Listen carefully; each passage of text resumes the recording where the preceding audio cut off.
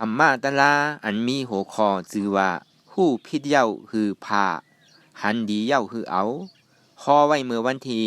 18เดือน4 2519ปางจ้างกรรมฐานวัดอนัตตวิปัสสนากรรมฐานกัดกู่เวงตนตี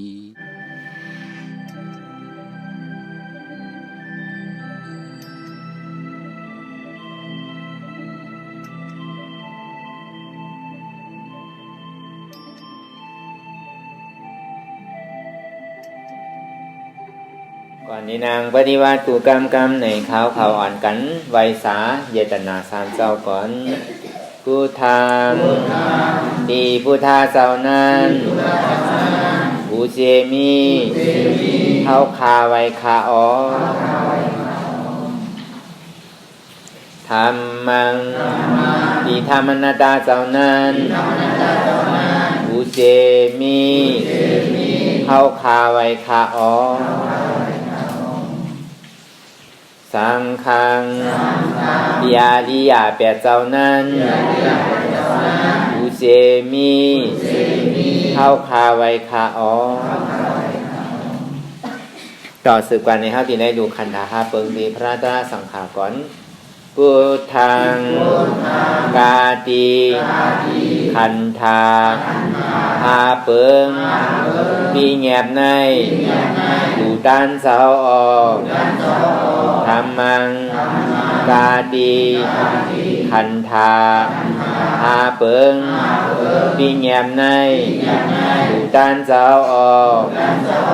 สังฆังกาติคันธาหาเปิงมีแงบในดูด้านเสาออกต่อสืบกันในเฮาที่ได้กันต่ออาริยะเจ้าเขากูเจ้าก่อนในนบลงที่ปื้นยาวกว่าซ้อมอาริยะเจ้ากูเจ้าคาในยามมือไหลก็ดีอันขาวอ่ำหูเสแลตั้งกามหลงสามเปิงไหลวนพิษไหลลาดพิษไหลเฮ็ดพิษมาเจอนั้นแทนต่อโคตรปล่อยวางความบันขาวเขาอย่าให้เป็นอันตรายหลงอันเฮตาบมากผลนิพพานนั้นสกัมติคานอสาธุสาธุสาธุนั่งอนัตตวิปัสสนาภาวนาหาหันยอดทำอนัตตาในไหนวันล่าสุดในก็เขานั่งไข่กุดขาขวาทับต่างขาซ้ายกอไหลอำนั้นขาซ้ายทับต่างขาขวากอไหลมือสองคอนต่างตักไว้ตัวซื่อๆอย่าไปเทียงหน้าอย่าไปย่านหน้ารับหูเนอเปิดหูยานปิญญารับตาเนอเปิดตาญาณปิญญาอยากตัวขันธาจิโกต่อไปติ้นอันใดเสียนอันในที่มันปกเกิดขึ้นมาตั้งหลายเสียมว่าในเขาหมอวนวางอันหูจักดีได้จ้านั่นมันเป็นใจมันเป็นมโนวิญญาณเป็นใจหู้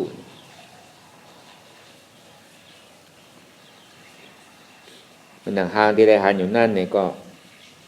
มันมีหางในหางหน้าเสียงที่ได้ถ่อมยินอยู่นั่นเนี่ยก็มันมีเสียงโดดเสียงกามันมีเสียงนกเสียงหนูอายที่ได้นมสุบนมอยู่นั่นเนี่ยก็มันมีอายเมี้ยวในเมี้ยวหน้าอายาศาสตร์ที่ได้กินอยู่นั่นเนี่ยก็มันมีอันในอันน่ะเสื้อผ้าคนนุ่งโคไว้อยู่นั่นเนี่ยก็มันมีจ้าในจ้าหน้าพอมีหางไหนมันจะมีหางดีหางซาพอมีเสียงไหนมันจะมีดีถ่อมอันดีถ่อมพอมีอายไหนมันจะมีเหม็นหอม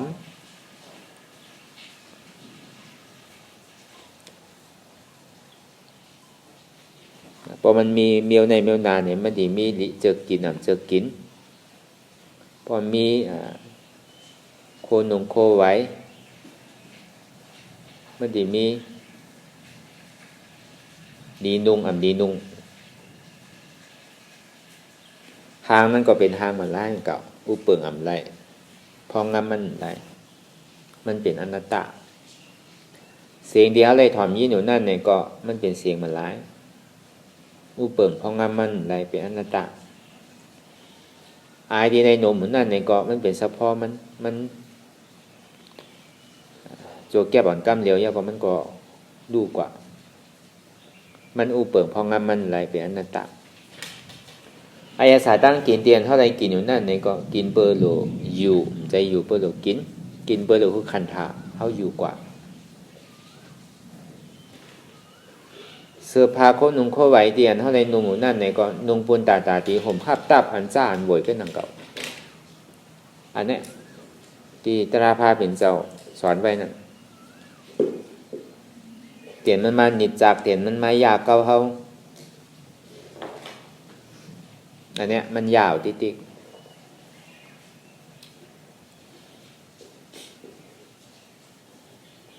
ตอนนี้ว่าคือปฏิวัติเนี่ยรับหูรับตารับหูหลังรับโตรับศพเดี๋ยวก็เปิดใจห้องมันนอตะวันมันนอตะว่าเปิดใจอันเดียวก็ว่าเงาหากมันเนี่ยมันมีดีใจอันเดียวป้อมใจเนี่ยมันดีจ้อยกว่าทั้งในกำกว่าทั้งเสียงกำกับเนเสียงกำเนหางเนอายกำกับเนลองกินกำกับเนลองนุ่งลองไว้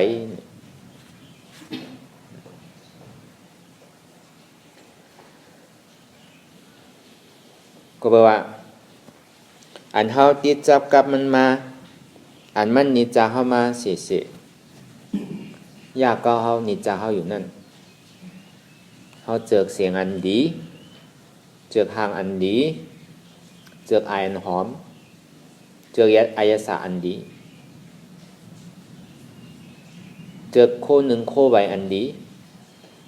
เกาเจอหนาหันเย้ายินเย้าโหนมเย้ากินเย้าเต้อเย้านุงเย้าเจอเย้าอ่ำหมออิ่มหมอเวอร์หมอจานหมอไหนสองที่ว่าในตวงวงรอบปฏิจจสมุปบาทนั่นไงตาดีแทบซัดพุทธขาดกิเลสาลงไรนั่นไงตีเลยปึงอิงเลเสทุกข้าเจ็บถึงพอถึงโต๊ะถึงตัวถึงใจเจ็บต่อถึงใจพอติดขาด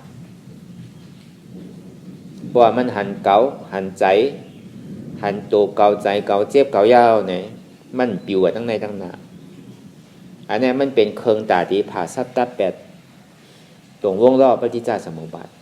นางฮือแล้วมันติ่มลันกว่าเป็นตัณหาความอยากอะไรใครเป็นอันนี้พอเบอร์ว่ามีความอยากอะไรใครเป็นแหละมันปึงอิงเลเซสุขาปึงอิงเลเซอันดีนั่นน่ะจนที่ว่า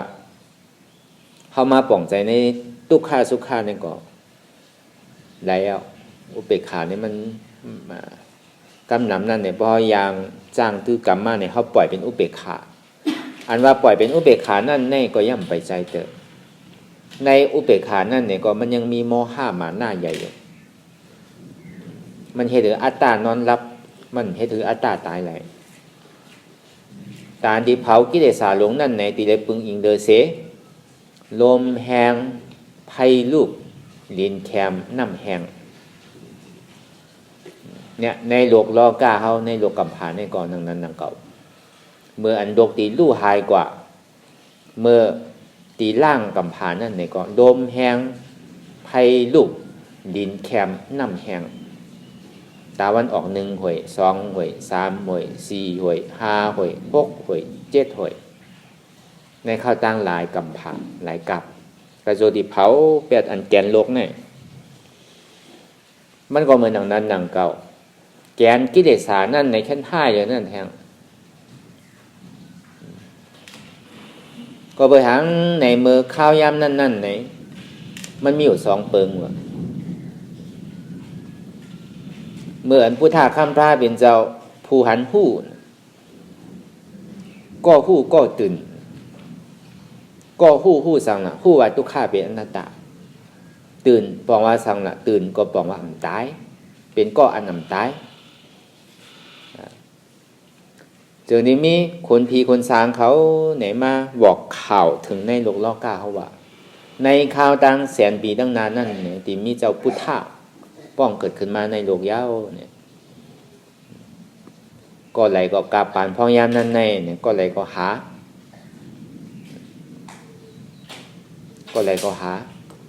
ตั้งดีกู้โศก็ไหลก็หุ่มจมแต่ที่มุงป้องมุงมองไปหาเจ้าพุทธะที่เกิดนั่นในข่าวตั้ง100,000 ปีตั้งนานเนี่ยเมื่อหนังโลกล้อกล้ากำพาเฮ้าในก่อนหนังนั้นหนังเก่าในข่าวต่าง100,000 ปีตั้งนานนั่นโลกกำพาในดินล่างแปดดิเผาแปดมีอย่างอิดจากนี้มีคนสางมาบอกข่าวถึงเมืองผีเมืองสางปฐมาสารตุติยสางเมืองผี6 โค้งยาวกว่าเมืองโค้งกลางยาวกว่าอาปายสีภูมิ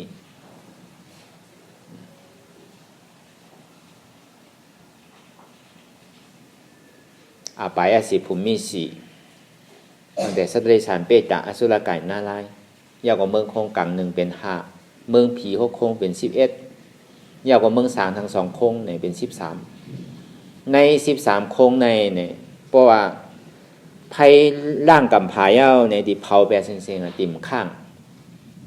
เพราะเป็นเรื่องนั้นซึ่งเนี่ยคนสางในจากนี้มาบอกว่าก็ไหลอยู่ในศีล8เมียวอันถูกดีกินกันก็อย่าไปกินตั้งแต่ปานาติปาตะอธินาตนะกาเมสุมิสาจาระมุสาวาตะสุรามิเรยะจนกันอยู่ตั้งแต่กรรมศีล8แล้วก็ตัวอย่างละตัวรวมอานาปานาสติอันนี้มันเป็นเงาหักของสมถะเสียง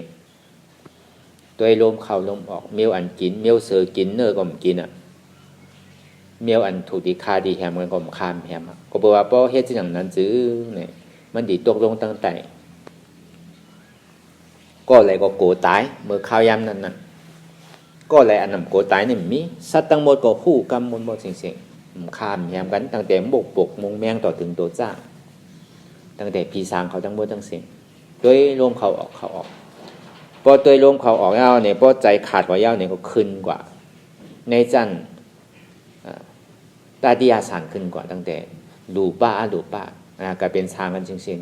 ๆอันนั้นเบอร์ข้าวยามนั่นเนี่ยเขาเฮ็ดกันมาหมดตรงนี้ว่าเตียนเขายางสร้างตื้อกำเฉพาะเป็นรูปเฉพาะอานาปานาสติเขายาวออกยาวเขานั่นในมันเป็นเครื่องจ้างตื้อกำอันเก่าเตียนเขายามเฮ็ดไว้ตรงนี้ว่าการอันเข้ามาหารอนัตตาเนี่ยมันเป็นการใหม่เป็นกุศลใหม่ตรงที่ว่าปฐมาอวาตานั่นเนี่ยอกุศลตั้งพิษตั้งโมตั้งเสียงอย่าไปให้มันเกิดอย่าไปให้มันเฮ็ดอย่าไปเฮ็ดถือปล่อยให้ล่าแปดปองว่าเงาตั้งแต่ปานาติปาตะอธินาตนะกาเมสุมิสาจาระมุสาแล้วก็สุรามิเรยะนะเพราะการอกุศลการพิษตั้งแต่มโนอกุศลวจีอกุศลกายะอกุศลทั้งหมดทั้งสิ้นอย่าไปคือมันคือปล่อยแปดอย่าไปเฮ็ดก็ในการกุศลตั้งดีอันที่ได้เฮ็ดไว้แล้วนั่นอย่าไปคือมันยอมอย่าไปคือมันเปิงก็ในกุศลใหม่อันที่ย่ำไปเฮ็ดนั่นเนี่ยนังคือแหละเฮาตีหาหันไรเปลี่ยนตัดถึงนั่นเนี่ยคัดใจอะไรเฮ็ดกว่านี่เป็นปฐมาอวัตตะที่พระเป็นเจ้าบอกลูกฮักมันเจ้า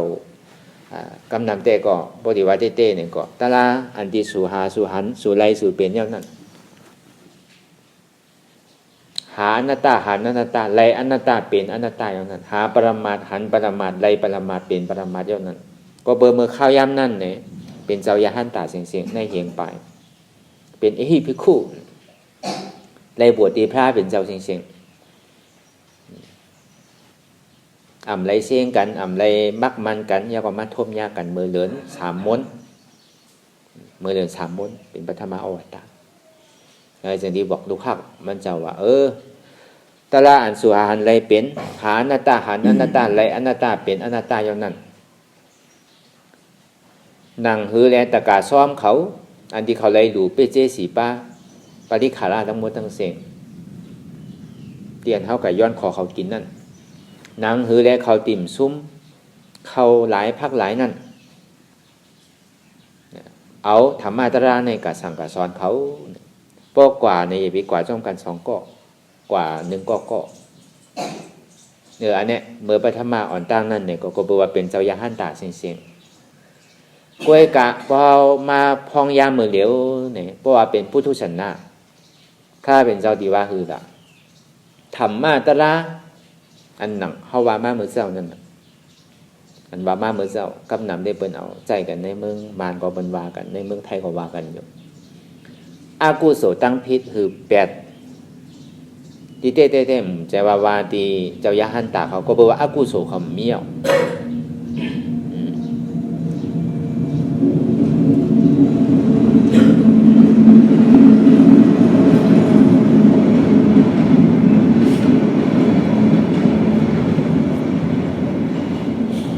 ยาวกว่ากู้โสอันเก่านั่นก็เต็มทวนยาวกู้โสใหม่อันตาที่เฮ็ดนั่นก็มียาว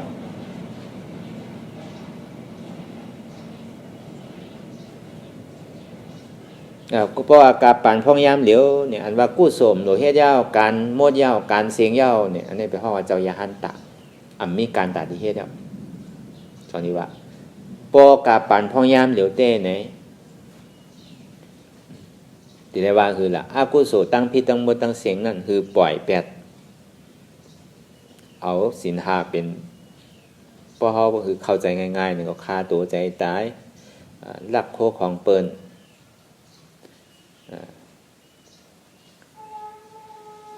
อย่าเกาผัวเกาเมเปิ้นอุบกำ8กำแหลนกินอันเมาในหาเปิงเนี่ยอันนี้ห้องว่ามันเป็นปื้นฐานของโลกโดยการมันเลือกเหลือนั่นทางนั่นเนี่ยมันเป็นมโนกรรมวจีกรรมกายกรรมอันนี้มันเลือกเหลือนั่นทางเพราะอันเลือกเหลือมโนกรรมวจีกรรมกายกรรมนั่นเป็นทางละเป็นอัตตามีอัตตาตัวเดียวนั่นอาจารย์ที่ว่าอากุโสตั้งพิษตั้งโมตั้งเสียงนั่นเตียนเฮ็ดยาวกว่ากล้วยกายอย่าไปคือมีแทงเนี่ยคือปล่อยล่าไปแล้วอย่าไปเฮ็ดยาวเพราะว่ากาปันพองยามเหลียวพระพาเป็นเจ้าพอเพราะว่ายังมีพุทธศาสนาอยู่เนี่ยกู้โสอันที่เฮายามเฮ็ดไว้ลองตั้งหลีนั่นตาหน้าก็หลี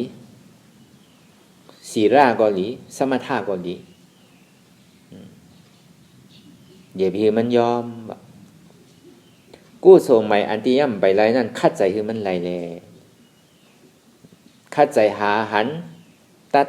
คือมันถึงไรอันที่ซุ่มหามหันไรมันเป็นนั่นนั่นคือแหละสุดที่ไรหาหันไรเป็นนั่นเนี่ยคัดใจคือมันไรแหละคัดใจคือมันเปลี่ยนแลเนี่ยปอยออกกาปานพ่อยามเหลียวเนี่ยพระเป็นเจ้าดีห่อในนังเก่าเมื่อเขามาจ้างตื้อกรรมนั่งเก่านังนั้นนังเก่าอากุโสตั้งพิษตั้งโมตั้งเสียงล่าปล่อย8กู้โสเตียนเฮ็ดไว้นั่นเนี่ยก็อย่าพีมันเกิงกล้วยกะเฮาที่ไรมีอย่างปิงยาอันไรถูกดีเป็นกู้โสอันไรเป็นอากู้โสอันไรเฮ็ดแล้วเป็นพรดีเต้ๆอันไรเฮ็ดแล้วก็มั่นใจพรดีนี่ก็เฮาก็บ่เฮ็ดบางปอเฮาเฮ็ดอยู่เหมือนนังว่ามีหูหลวงหมอถ่อมมีตาหลวงหมอตุ้ยเนี่ยพอถ่อมอย่าไปถ่อมอันผิดเนี่ยถ่อมอันจือใจหมั่นแม่นถ่อมยาวคือเฮาได้ออกมนต์ปนดอดในสังสารวัฏทุกข์อันนี้ปองมาหูหลีพอที่เอาในกรรมปรมาทว่าเต้ๆพอที่เอาว่านี่ป่านเปิงเหลียวเต้ๆเนี่ยอันเฮาว่าเฮาถอนเพลงความเฮ็ดให้เฮามีกิเลสลงใหญ่เลสังแล้วก็ถอมยาธรรมะอันไรเสียนอันเลสังกำนำเต้เนี่ยเขาติแรกถอมมาปาเมื่อพุทธะข้ามพาเป็นเจ้าเฮาเป็นเจ้าปรมีก็ยังมีเมียเป็น 2-3 ก็ย่ำพิษหนังเก่ารู้เนี่ยอันนี้ปองเฮาถอมพิษแล้วตั้งแต่พระเป็นเจ้าเฮาไรเปียดเตียกยาวเนี่ยแต่ตึงมีก้อเดียวก็มี2ก้อ ในแปดเตกที่พระเป็นเจ้าเนี่ยเอา2ก้อนเนี่ยมีก้อนเดียวเลยเนี่ยเขาดีเลยเอาวุถุหลายอันที่มันมาอันเข้ามาถอมนั่นกำเนิดชุดมาเข้าดีว่านั่นที่อ่ะตอนอย่างพระเป็นเจ้าตั้งก็ยังเอามีเป็น2-3ก็มีเป็น4-5 ปากก็เหมือนอย่างลองนั่นอันที่เขายามตัวอยู่นั่นนั่นมองปอกเพราะเขาตัวก่อนในเหตุที่เขาเกิดกิเลสทางว่าเขาตีอิ่มเวอร์จานนายเนี่ยอันนั้นปองว่าเสียงที่เขาไรยินอยู่นั่นเนี่ยเพราะเขาหมอถอมเนี่ยก็เพราะเหตุที่เขาเป็นกิเลสตื้นน้ำเนี่ยปองว่าหูยังเมิกเป็นหูแก๊กอยู่มีหูก็เหมือนหนังหูหนกหูบอดมันใจหูดีตอนเขาถอมยาวเหมือนหนังตาหน้าเฮ็ดตาหน้าคือเป็นก้นดีผีดีเนี่ยก็หนังนั้นหนังเก่าเฮ็ดศีลาเนี่ยก็คือเป็นผีเป็นก้นดีเนี่ยก็หนังนั้นหนังเก่าถอมยาตีเป็นสมถะเนี่ยเฮ็ดเขาเป็นสางหลูป้าเนี่ยปอพระวาเต้เนี่ยก็ยังตึกเมิกอยู่ย่ำไปใจเธอพอถอมยาเฮ็ดเขาอิ่มเวอร์จานไหนเกิดสังเวกาตระใครออกม่วนป้นหลอดในขอบตายขอบเกิดอันจาติเนี่ยเป็นทุกขะจาราเนี่ยเป็นทุกขะแผดที่เนี่ยเป็นทุกขะมรณะเนี่ยเป็นทุกขะค่าไรของดีอันนำไรนั่นก็เป็นทุกขะไรของดีอันนำไรนั่นเนี่ยก็ไรของเดียนเท่ามันเจิกนั่นเนี่ยก็เป็นทุกขะไรอยู่ยานไกก้นเดียนหักนั่นเนี่ยก็เป็นทุกขะไรอยู่จำก้นเดียนอ่ำหักอ่ำเจิกนั่นเนี่ยก็เป็นทุกขะอันนี้พอเขามาเจนจาวนด้วยอย่างนี้เนี่ยปฏิวัติเนี่ยก็หุบจูป้องมัวเสียงเนี่ยก็ขันธาหาเปิงเนี่ยเป็นทุกขะอันนี้พอหันยาวเนี่ยมันติเกิดสังเวกาตระเฮ็ดให้เขาหมออิ่มเวอร์จานไหนมันติเป็นแห้งใจตานเขาดียางกว่าตั้งนาว่าเขาเกิดมากก็ฮู้ว่าเกิดยาวก็โหลดตายก็เตะตายเป็นสังคมฮู้ตีเตย้อนก่อมไรเตะพอเขาป่องใจซึ่งนั้นซื้อเนี่ยมันก็เป็นน้ำต้อนพรดีของเขาคือเขาเกิดสังเวกาตระคือเขาหยุ่มย้ำสถาในกรรมสั่งสอนของสมมาสัมพุทธะอันเนี้ยพอเขาถอเมาเนี่ยเขาที่มีตั้งคัดใจห้องว่าพยายานหันเพศไพ่เกิดแก่เจ็บตายดีโกนตาดีเกิดแก่เจ็บตายนั่นอันเนี้ยมันดีเป็นแห้งเขาคือเขากว่าตั้งนานแหละในจังที่ว่าหูลีแบบพระเป็นเจ้าเมื่อหนังหมักตาโน้นเนี่ยพอตัวใหญ่วิตัวอันพิษด้วยอันหมานแมนจือใจมองปอกเขาด้วยลิกด้วยลายด้วยสันเขาว่าด้วยต่างเสื้อต่างร้องในห้องใบว่าเตออันนั้นแค่เหลือแห้งหนาวพอตัวเอาให้เธอกิเลสใหญ่น้ำตื้นให้เธอมีล้อผ้าน้ำตื้นในแต่ก็หาที่ว่ามันเนี่ยอันว่าตั้งเมิกอันว่านั่นตอนน่ะตัวเย้ามีใจตัวเย้ามีใจศรัทธายุ่มย้ำอะไรก็ต้านอะไรก็ดูกว่ามดถูกลุยรู้ว่าถูกนี้รู้ว่าถูกนี้ต้านน้ำถูกนี้ต้านหน้าก็มโหเนี่ยดูเย้าใครพรดีดูว่าใครกู้โสผู้อธิเปว่าดูเย้าที่ไรสังมียามปิงยาว่าดูเย้ามันจะเป็นพรดีอยู่ห้าอันในเปิงหนึ่งก็ในห้ากรรมสินศีลาอยู่นั่นก็นังนั้นนังเก่าใครเป็นก้นดีผีลีจองดีมีตังยังอันกว่ากรรมการในเฮ็ดสมถะภาวนาก็นังนั้นนังเก่าในสมถะ40นั้นในอสุภะกระแสงแล้วก็หลายๆอันมาจู่เงาหักมันอธิบายมาเหมือนเจ้าอานาปานสติเป็นเงามันน่ะเป็นนำปันหนึ่งอานาปานสติในเป็นหัวเงาสมถะเสียงเยืองจูเป็น3อยู่เยือนจูเป็นหลูปะหลูปะก้อยกะเมืองกะลาเปิ้นเตเปิ้นฮู้เปิ้นเฮ็ดสังดีๆได้เป็นสังเนี่ยเปิ้นฮู้อะไรเปิ้นเฮ็ดน่ะจังนี้ว่า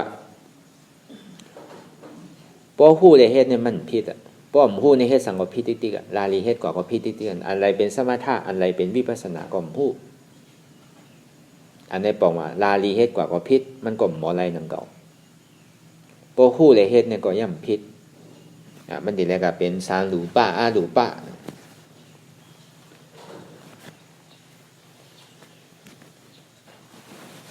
อันเนี้ยพระเป็นเจ้าก็ยังว่าตึกเมิกเพราะว่าแห้งเลยว่าเมิกล่ะถอมเย้า ยังใครผ้าว่าใหม่ยังใครเป็นก้นดีผีดีสางดีอยู่ตัวเย้ายังใครเป็นก้นดีผีดีสางดีอยู่อันนั้นปองว่ายังใครผ้าว่าใหม่อัมโมอิมโมเวอร์โมจานในตัวขันธาตัวทุกข้าเนี่ยก็ในพอตัวเย้าเนี่ยคือเขามีใจหมออิมเวอร์จานไหนให้เขาออกม้วนป้นหลอดในสังสารวัฏทุกข้านั่นอันนี้จงที่ห้องว่าตาลีวะ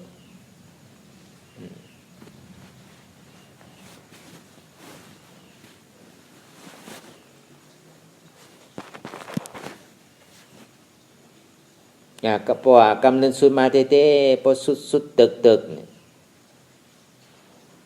พาเป็นเจ้าก็สบายอยู่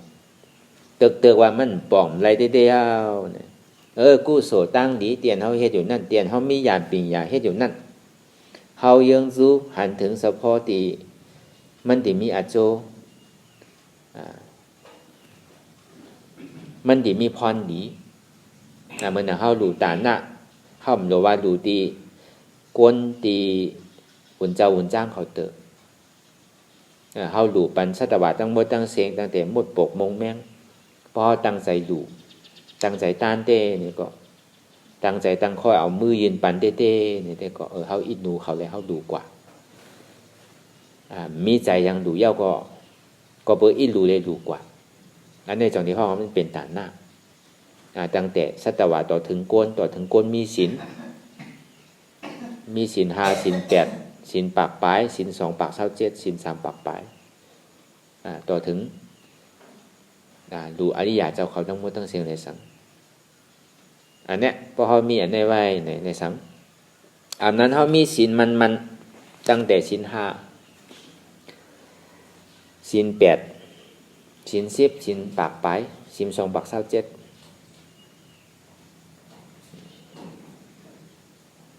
ศีล3ปากปลายอันนั้นดูญ่าศีลวิสุทธิห้องว่าศีลอริยะอันนั้นเขามีไว้เขามีศีลกล้วยกะเพราะมันไปเป็นเตออริยะเตอเนี่ยก็มันยังเป็นศีลปัจจุปตานกล้วยหนังเก่าเตียนเขาถือกำหนดที่ว่าตีจ้องที่ไรได้สังเขาหยุ่มย้ำมั่นใจว่าเขามีศีล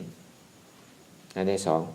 ก็ในสามาในสมถะปวารเตียนหนาเตียนเขาในยักกว่าในสติเอาสติน้ำนาในสังเอาสมาธิน้ำนาในสังใจอันที่เขาหนิมไว้อ่ำพงอ่ำบิวนั่นในสัง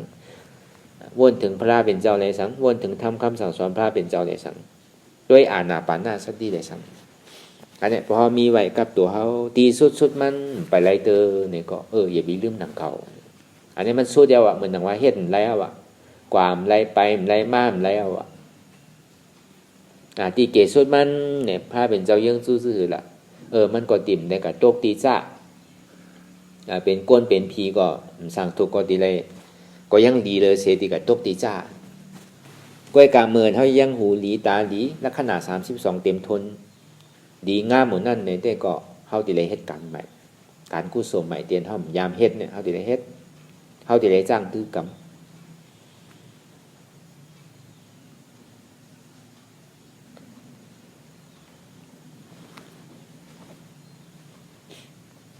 จังที่ว่ามันเป็นการที่อันเม็ดหล่อนต้นเก้หรือเปิ้น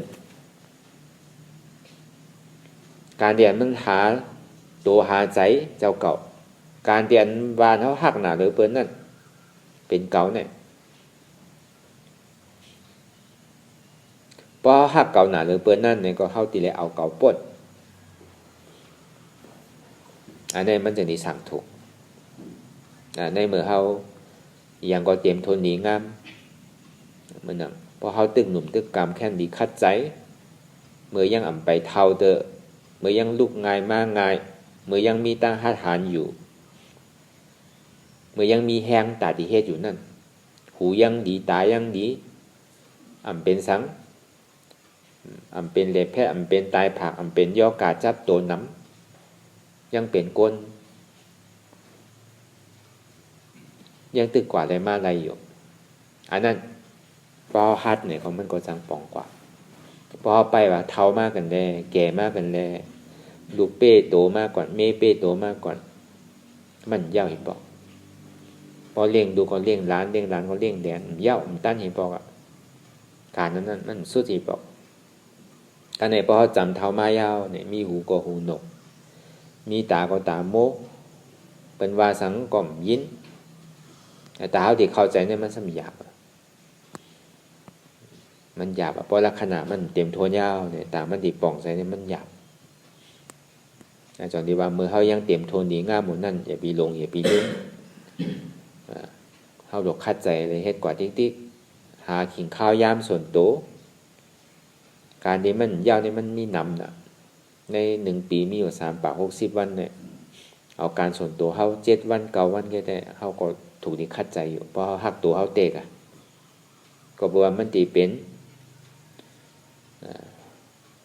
พ่อนดีตาโตเจ้าเก่าก็นังเก่ามันใจว่าเป็นพ่อนดีตาไผ่เนี่ยเป็นตาตัวเจ้าเก่ามันเป็นเครื่องตื้อตาตัวเจ้าเก่าที่อมวยที่อกจ่าที่พระเป็นเจ้าเขาปั่นไว้เนี่ยกึ่งตันที่เขามาเกิดเป็นคนพุทธศาสนาพอเกิดเป็นคนพุทธศาสนาในเขาซ้ำในจิ้มด้วยอายศาสตร์ของคำสอนพระเป็นเจ้าได้ก็กึ่งซีอิดบอกว่าเขาใจโกนมันเจ้ามันที่ว่าเป็นโกนอย่างไรพอเกิดมา1 วันเนี่ยก็เป็นใส่ชื่อหมายเสียงพอเกิดมาว่าเป็นคนพุทธะในหลีกในลายใส่ก็ในพอใหญ่มาเป็นอายุ9 ขวบ10 ขวบช่ำบทสั่งร้องมันเป็นเพียงทุ่งพุทธะอันนี้มันเป็นเพียงทุ่งมันดีว่าเรื่องนั้นกว่าที่ติ๊กเป็นกวนพุทธะในหลีกในลายเป็นกวนพุทธะในพิงในทุ่งมันใจเป็นกวนพุทธะเตะพุทธะมันมีดีในไหวในแคบมันใจมีในพิงในทุ่งพุทธะนี่มันมีดีหมักหัวใจของภัยของมันอันเนี้ยเข้ากับไว้ยังอยู่ก็เพราะเขาป่องใส่ในพุทธะนี่ก็มันก็เหมือนอย่างเขาตาบอดเฮ็ดอยู่ซ้ำผู้ซ้ำเฮ็ดย้อนอยู่ซ้ำผู้ซ้ำย้อนปันอยู่ซ้ำผู้ซ้ำปันเนี่ยเหมือนหนังซื้อหือเนี่ยเหมือนหนังแมวไรปลากระป๋องปลาแอบแมว2 ตัวปันเขากินเขาติกินซื้ออะไรเหมือนหนังเลี้ยงไรหมักองหมักอุ้นนั่นไม่ได้ย่าซื้อกินอะไรอันเนี้ยเขาเฮ็ดสั่งก็เขาติเลยฮู้อธิเปะฮู้พรดีฮู้ลองมันว่าตัวพุทธะได้เป็นสังเนี่ยอันใดเป็นพุทธะพุทธะสอนสังวาตาพุทธะเป็นสังก็ฮู้ก็ตื่นอันนี้ว่ามาเหมือนเจ้านั้นฮู้ทุกข์เป็นอนัตตาเนี่ยพอปล่องใจ2 ตัวเนี่ยก็ย่าไว้หนังเก่ากูเจอกูลองที่มันโผล่เกิดขึ้นมาตั้งแต่จิโกต่อไปทีนี้มันเป็นทุกข์ลุ่มเนี่ยยักษ์ตัวดีๆมันดีหันดีอันทุกข์ที่มันโผล่เกิดขึ้นมานั่นเขาสมองว่างว่ามันอ่ำใจเก่าเนี่ยอนัตตาเนี่ยพอถอนเนี่ยมันปอดพอวนด้วยเนี่ยมันยาวมันนำเสียงที่อันเท่าใครยินนั่นก็เป็นทุกข์หางดิ่มใครหันนั่นก็เป็นทุกข์อายดิ่มใครหนมนั่นก็เป็นทุกข์อายศาสตร์ดิ่มใครกินนั่นก็เป็นทุกข์เสื้อผ้าคนนุ่งโคไว้อันใครนุ่งนั่นเนี่ยก็เป็นทุกข์ลุ่มอันเท่าแก่นั่นก็เป็นทุกข์อันเท่าเป็นเจ็บไมใครหนาวนั่นก็เป็นทุกข์ต่อถึงพอตายจนที่ว่ามีทุกข์ใครเตี่ยมันเกิดขึ้นมีทุกข์ใครเตี่ยมันตั้งอยู่มีทุกข์ใครเตี่ยมันดูกว่าพอเมื่อไรเลยเขาเอามาเป็นของเก่าเนี่ยก็กว่าไรเดียวก็เพื่อเขาก็เอาของที่อันมันกึ้มนั่นแหละเขาซ้ำหยุ่มยามามันกึ้มเนี่ยนั่นแหละคำว่านามะรูปังอนิจจังใจโตใจมันกึ้มแดกลายค่ายอยู่ก็เนี่ยเพราะเอาตาเนื้อตัวได้ก็ค่ายได้ก็หัวแล้วจามตัวเมื่ออายุเขาเมื่อตึก10 ขวบ14 15 ขวบเมื่อตึกก็เป็นบ่าวเป็นสาวใหม่ๆนั่นหางดีหางจ้าก็เนี่ยพอมาตัวพองยามเดี๋ยวนั่นเนี่ยซ้ำเปิงกับน้ำเปิงเนี่ยอันนี้บอกว่ามันเกึ่งมันเกึ่งเขาซ้ำปลายมันอยู่ที่พอมันเหี่ยวเขาก็จันไปมันเคียงไงพอเคี้ยวมันดีกับใส่บันเนี่ยพอหัวขาวย่อมลำบันเนี่ยพอ พอมันหนามันหลำผิวมันหลำกว่าตาคือมันขาวเนี่ยอันนี้เขาเรียนตัวเขาเนี่ยพอเปิดเขาเรียนเขาทำอยู่อย่างว่ามันกึมติ๊กๆถ้าเป็นเจ้าสมบัติมันกึมเขาสมบัตินามาดูปังนี่จังตัวใจเนี่ยมันกึมเป็นตัวเก่าใจเก่าเจ็บเก่าก็หูรู้ใจก็เป็นชื่อเก่าหูรู้สมบัติมันกึมเสื่องหนังคือละมันกึมอันเนี้ยมันสารคัดกันไปเลยถ้าเป็นเจ้าสมบัติตัวใจนั่นมันกึมนามาดูปังอะนี่จังพยาเถนาก็เปว่ามันกึมในสองที่ห้องว่ามันเป็นเพไพเหลือดไม่ห้าวแห้งแข็งน่ะมันมีเพไพอันใดที่อันห้าวแห้งแข็งหรือในแข็งนี่จังวัตตานิปานังอันตีมันกึมนั้นมีนี่จังนั้นนี่จังบอกว่ามันกึมวัตตานิปานังมีเป็นนิพพานเนี่ยวัตตานะมีเป็นนิพพาน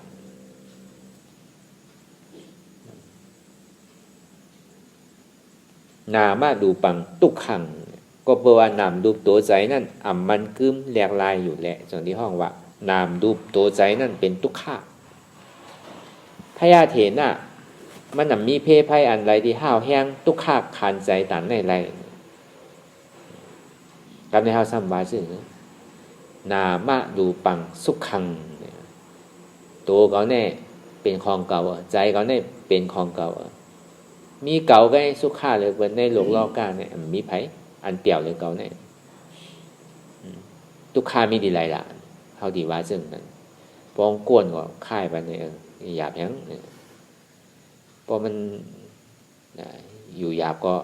ดีกัดเยื่ออยู่ที่แห้งแหละเขาไปอะไรรู้เนี่ยใจอยู่เมื่อเขายังตื่นไปอะไรอยู่เต้ก็พอวันหนึ่งเจ้ามาเนี่ยตายมันตายน้อยงานกินน้ำมาเนี่ยอันนั้นเขาดีหูเขาติ่มไปอะไรอ่ะเขาไม่ได้เมื่อยังตึกโต้งก็โต้งกว่ากันเนี่ยเมื่อยังตึกมีชอบก็ลาในก่อนแหละก็ในป้อมจังลาดมากจังโต้งมาอันนั้นเขาดีหูน้ำมันทำจังเอาอะไรมาใจอ่ะก็เนี่ยใจลามาก็เนี่ยลูกเก่าก็ตัวเก่ามีเก่าโผล่ก็ตัวเก่าปีเก่าน้องเก่าก็ตัวเก่าเงินข้ามก็ปั่นเขาเพราะตอนนี้เขาป้อมตัวเก่าเนี่ยมันดีใจลำใจกำพอใจลำใจกำเลยต้อซ่าเนี่ยก็เรียบร้อยอ่ะลงตั้งแต่ใจขาดไปก็มันดีโกนานาเนี่ยเขายุ่มยามานามาลูปังสุขขังโตเกาอุปเปิงไรใจเกาอุปเปิงไรโตเกาหาตั้งมนตั้งเปี่ยวไรใจเกานั่นก็หาตั้งมนตั้งเปี่ยวไรพออยู่มันเปี่ยวเนี่ยก็เขาพอมันกัดเนี่ยก็เขาก็โหมมันก็อุ่นอยู่รู้พอมันไม่เขาก็อยู่โฮมก็เย็นอยู่รู้พอฮ้อนมาคันมาอาบน้ำก็แค่อยู่รู้อันนี้กำหนำได้ในเขาทางเรื่องนั้นก็พอใจมันดีก็กว่าไกลๆอีกนึงพออยู่จำพอมอเมพอดีก็กว่าเปี่ยวไปอะไรอยู่รู้พอยาวมาเนี่ยเหมือนเก่าขึ้นก็ให้หนังเก่าพอกะห่อมตันตัวมันกันตันยากมันกันตอนนี้ว่าการตลาดเนี่ยมันมาหันดีๆคำเดียวหันตัวเก่าใจเก่าดีๆหันเจ็บเก่าดีๆเพราะหันตัวเก่าใจเก่าเจ็บเก่าเนี่ยเก่าหักหนาเลยเปิ้ลนั่นก็ตัวเก่าใจเก่าเจ็บเก่าคำเดียวตอนนี้ว่าตีได้มาเหตุการณ์มันนั่นว่านั่นสุขขังวัตตานิปานังพระเป็นเจ้าว่าพอมีทุกขาก็สุขขามีสุขขังวัตตานิปานังวัตตานิปานังเป็นนิปานว่าสุขขานั้นนามารูปังอนัตตา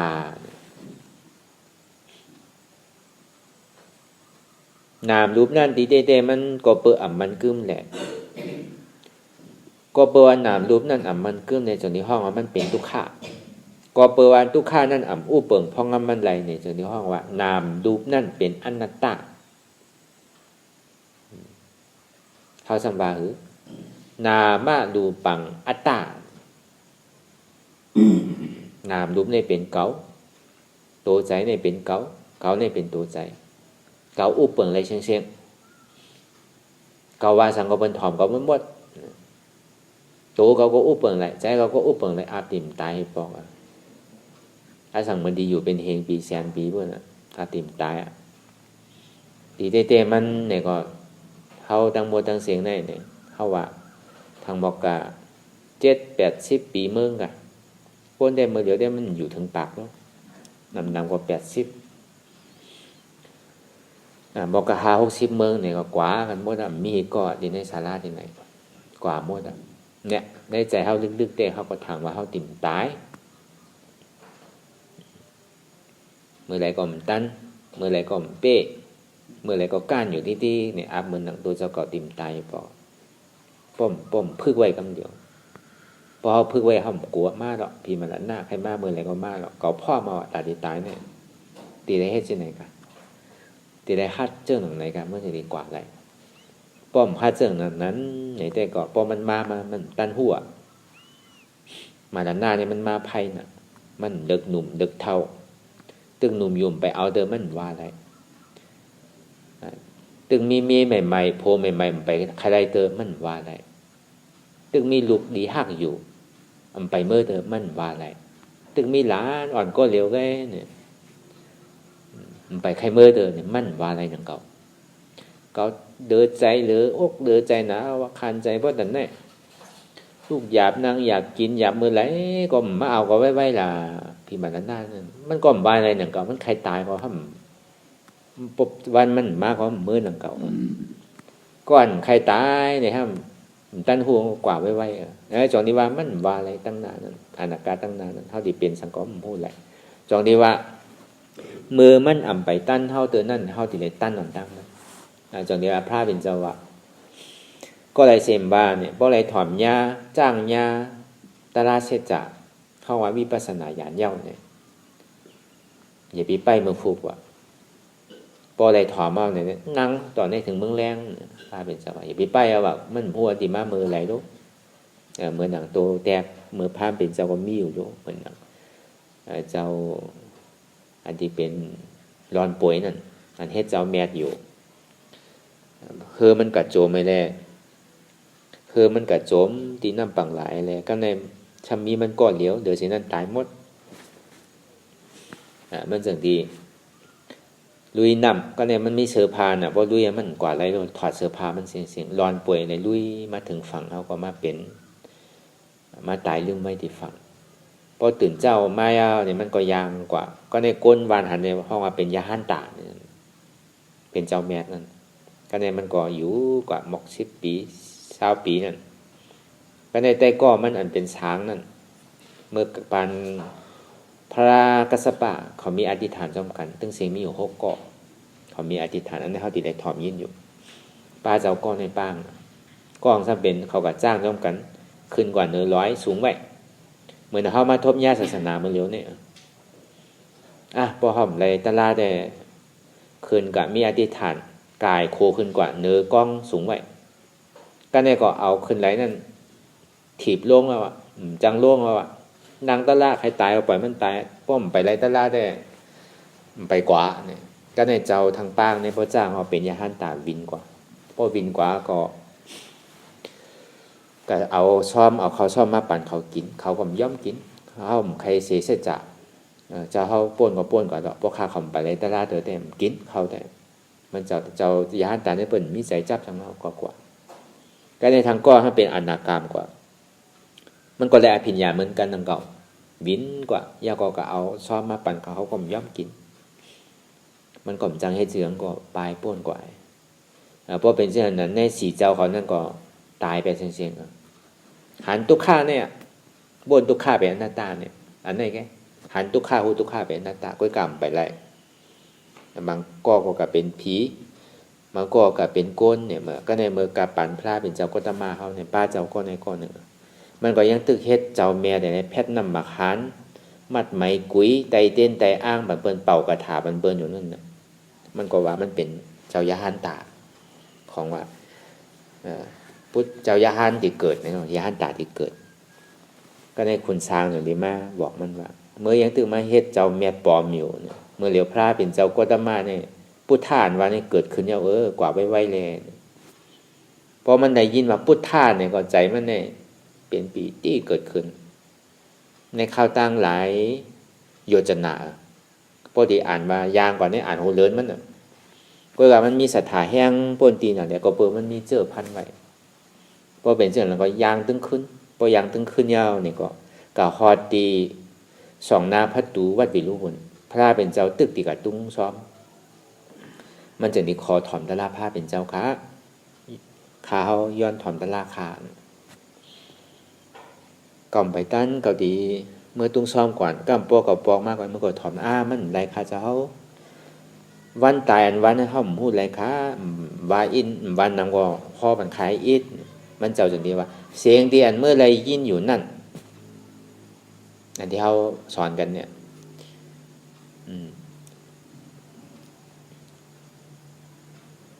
ดีถอมในสังดีถอมในสังห่างที่ได้หันอยู่นั่นห่างดีในสังห่างจ้าในสังอายที่ได้หลวมหมุนนั่นเมนในสังหอมในสังอายศาสตร์ที่ได้กินอยู่นั่นเนี่ยลีกินเลยลีกินเลยสังโตที่ได้ตุ้มเตอร์อยู่นั่นเนี่ยดีเตอร์เลยดีเตอร์เลยสังใจที่อันเจอกว่านั่นดีเจอกหนาเลยเจอกหนาเลยสังเสียงที่เมื่อไรถอมยินอยู่นั่นเนี่ยก็มันเป็นเสียงมาหลายแกห่างที่เมื่อไรหันอยู่นั่นเนี่ยก็มันเป็นห่างมาหลายแกอายที่เมื่อไรโนมันนั่นเนี่ยก็มันเป็นอายมาหลายแกอายศาสตร์เมื่อไรกินนั่นก็กินเพื่อตัวอยู่แกตัวที่ได้ตุ้มเตอร์ก็มันตุ้มเตอร์มาหลายแกใจที่อันเจอกเนี่ยก็มันมีเนี่ยว่าเสียงนั่นก็เป็นเสียงแค่บาอะไรเป็นอนัตตาห่างก็เป็นห่างแค่บาอะไรเป็นอนัตตาอายนั่นก็เป็นอายแค่บาอะไรเป็นอนัตตาอายศาสตร์นั่นก็บาอะไรเป็นอนัตตาการตุ้มเตอร์นั่นก็เป็นอนัตตาใจนั่นก็เจอได้เจอนั่นก็บาอะไรเป็นอนัตตาเพราะว่ากันในก็เนี่ยก็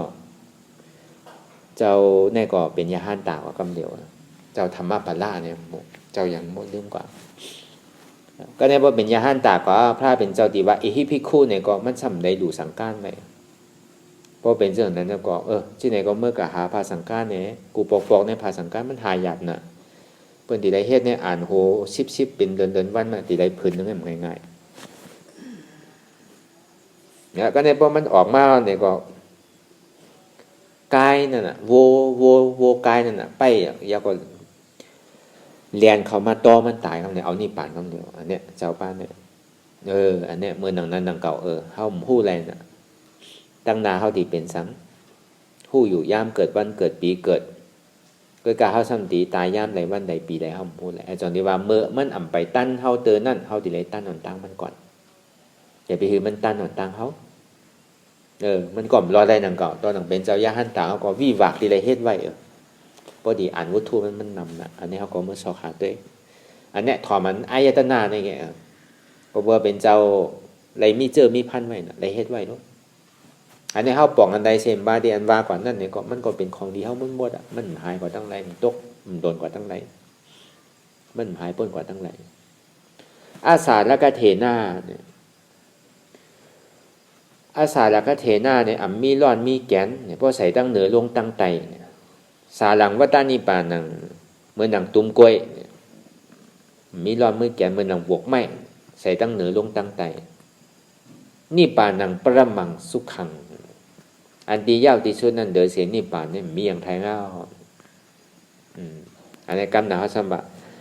นามาดูปังอัตตานั่นนามาดูปังนิจังนามาดูปังสุขังนามาดูปังอัตตาตัวใจเจ็บเนี่ยเป็นเกาเกาเนี่ยเป็นตัวใจเจ็บอันนี้ก็หนังเก่าพอดีมาแยกคือมันเก็บง่ายคือป่องใจลีอันนี้เข้ามันดูแลกับปีนเอาที่แล้วร่วมดูกับปีนเอาปาลีที่แล้วเนี่ยก็เป็นความใต้เข้าแล้วป้อมป่องก็สังเกตชื่อมันง่ายแต่แนวก็ป่องก็ทางว่าชื่อเอาจังนี้ว่าลายจ้างตื้อกรรมวิปัสสนานั่นเนี่ยคู่หยาบกรรมง่ายได้ง่ายไรย่อมไรค่ายในเป็นวิปัสสนาผู้หยาบก็ไปสังผู้หยาบมันมีคนบอกปันเท่ามันมีคนบอกปันเท่าเขาตื่นเขายังตึกลับอย่างนั้นเขายังตึกบอดอย่างนั้นกรรมง่ายโดยตัวโดยตัวเกาใจเกาเจ็บเกาที่แกอยากก็ตัดเปลี่ยนหน้าตาแกตัวในตัวเกาแกตัวในใจเกาแก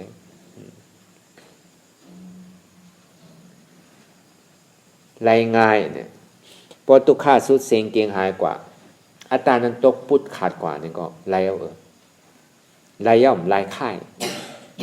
ตกเป็นอริยาก็มันค่ายเอาอันเนี้ย ในห้องวิปัสสนาญาณหู้หยาบกำง่ายไล่ง่ายไล่ย่อมไล่ขายพอสมถะรู้หู้ง่ายกำหยาบไล่หยาบไล่ย่อมไล่ขายง่ายบอกว่ามันไล่มันหู้ง่ายนะมันโดยให้ยังตัวเขาออกล้มใจหยาดอย่างนั้นเขาเย่าออกเย่ายางเย่าไปเย่ากินเย่าเกี้ยวเย่าปองเย่าเบียบเย่าอันเนี้ยพอมันหู้ง่ายนะ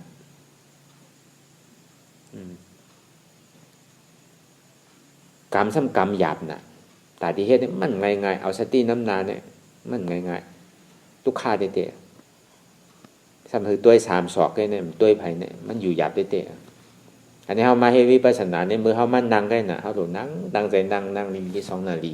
ก็กับพอออกกว่ามือเขาเข่งกินก็เขาโดดกินนอนก็นอนจำกันนอนเป็นหมู่เป็นพงกันมันใจหยาบมันดุลดาดดีอยู่ปฏิวัติเตมันง่ายไล่หยาบเนี่ยได้เอาสมาลายค่ายง่ายเนี่ยปองว่ามันไล่กันโอ้กระโจมมันดีเลยมันง่ายๆสมาธิเนี่ยมันหยาบเตะๆให้เธอใจนิ่มเอวมันง่ายๆมันหยาบเตะ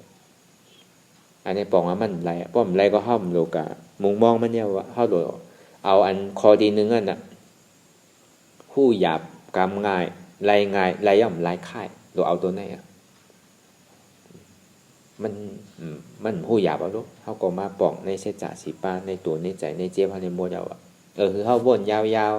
ๆข้าวยามึงหึงอย่าไปว่าไพ่น่ะอย่าไปว่าเทิงน่ะเตียนเฮาหันเตียนเฮาวนเตียนเฮาวนเตียนเฮาหันนั่นถึงมันเพ่งเป้งกันกว่าหันทุกข้าวนมาทุกข้าเป็นอนัตตาหันเจ็บวนมาเจ็บนั่นเป็นอนัตตาอันทว่าอนัตตานั่นก็หันเจ็บอันทว่าอนัตตาก็หันทุกข้าอันหันทุกข้านั่นก็คือว่าอนัตตาอันหันเจ็บนั่นก็คือว่าอนัตตาอ่ำใจตัวเก่าอ่ำใจเก่าอ่ำใจเจ็บเก่าเป็นอนัตตาทำมีคือเขาหันโตใจเจ็บเป็นทุกข้ามีอยู่คือเขาหันทำใจคือเขาหู้โตใจเจ็บนั่นเป็นทุกข้าคือเขาหู้ว่าทุกข้านั่นอ่ำว่าอะไรเป็นอนัตตาเฉพาะเนี่ยวนต่อถึงเจ็บปอสุดสิ่งเก่งหายกว่าวนต่อถึงทุกข้าปอสุดสิ่งเก่งหายกว่าตัดต่อถึงอัตตานั่นปอตกปุดขาดกว่าเนี่ยก็อ่ำลงอ่ำลืมกูเจ้ากูป้ากูก็กูกนคัดใจสืบการอนัตตาวิปัสสนากว่าตั้งนะ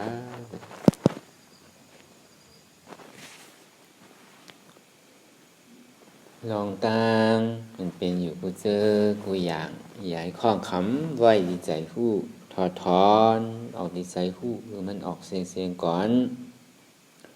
สภาวะอะไรก็ดีลองตั้งอะไรก็ดีอันเกิดขึ้นมาตีโตตีใสตีเจี๊ยบจะนั่นถอดถอนออกตีใสคู่หรือมันออกเสียงสภาวะรูปธาตุ4เปิงจะนั่นเจ็บแกนต้งตอดเนสานสั่นไหวโคมไต่นิ้มห้อนไม่กันหนาวนั่งเว้าอ่อนแข็งจู้ตุ่มจับยายจึมหยอดเป็นลูกสภาวะรูปธาตุ4เปิงจะนั่นตีนำธาตุกว่าหูจักตีอัตตากว่ายึดเวลามีโตมีใจมีเจ็บจะนั่นเขาหมอวางเป็นอนัตตาไหลลองใจอันพ่องปิวอยู่อันเท่าวนลึกวนเลยอยู่เป็นเรื่องเป็นราวอยู่จะนั่นในสังหรือเอาถอดถอนออกที่ใจหูคือมันออกเสียงก่อนยอมกึดยอมออกยอมลงอันที่ได้เฮายินดียินให้เจอนั่นอารมณ์เจออันถึงใจถึงคอไว้ที่มันยึดไว้ที่มันเป็นทุกขานั่นปลดปล่อยวางออกดีใจหูคือมันออกเสียงก่อนลองเสื้ออันเป็นทุกขาแลลองย้อนถึงใจหลายๆอย่างอันเกิดขึ้นมาตีโตตีใจตีเจ็บจะนั่นปลดวางเหี่ยวเสียก่อนก้อยค่ายย้ายลายหนึ่งขึ้นปล่อยยาวๆไหนก้อยเปิดตามึนตาลอยในเป็นการปฏิวัติธรรมค้นหายอดธรรมอันเกิดขึ้นตีโตตีใสตีเจ็บอำนั้นค้นหาเหตุหากเงาอจองทุกข้าลงนั้น สังวาสภาวะก็แลมไปสุดไปเสียงไปเก่งเตอในมีใจใครคัดใจสืบกว่าในก็คัดใจและสืบกว่าตั้งนาแท้ง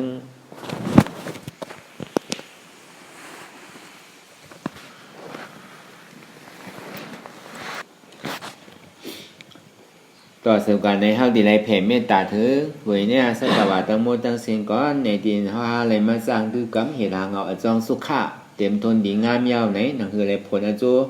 สุขานั้นดีไรฮอดจอดถึงพ่อแม่พี่น้องเจ้าคือธรรมะมีสวยได้สังดีไรรู้หายตายก่อนนั้นได้สังดีไรอยู่ตั้งหอตั้งเฮิรได้อ่ำไรมานั้นได้สังอย่าเกาะสัตวะตั้งหมดตั้งเสียงในเตียนเฮาไรตั้งใจคาตายกว่าเกาหลีอ่ำไรตั้งใจคาตายกว่าเกาหลีนั่นคือเรียกเขาจะได้พ่อหนีกุศลนั่นในก็เขาตั้งใจตั้งคออย่าก็แผ่เมตตาถึงเขาในอิตังมิปุญญังอาสวัคยังวะหังหอตุมาปุญญาภากังสัพเพสัตตาสัมมาราพันตุอิตังมิปุญญังอันเฮาคาไลมาตือกรรมปฏิบัติวิปัสสนาภาวนาทานยอดธรรมนาตาในอาสวัคยังวินันเตเสแต่เป็นอาสวะสีเปิงเสียวแลนิปานังดินิปานันพอดูให้ถึงเสกรรมดีคามาปุญญาภากังก้อนเดียนคามานังวิปัสสนาภาวนาทรงยินปันสัพเพสัตตานังเดชะปอเมสรัญญาติกาตึนคือเจอใครได้ก็แลจากว่าสัตวะตั้งสิ่งตั้งหลงนั้นสมาราพันตุอะไรพรดีหนังกันตั้งเฮาคาตั้งเสงสกรรมติคาโนสาธุสาธุสาธุ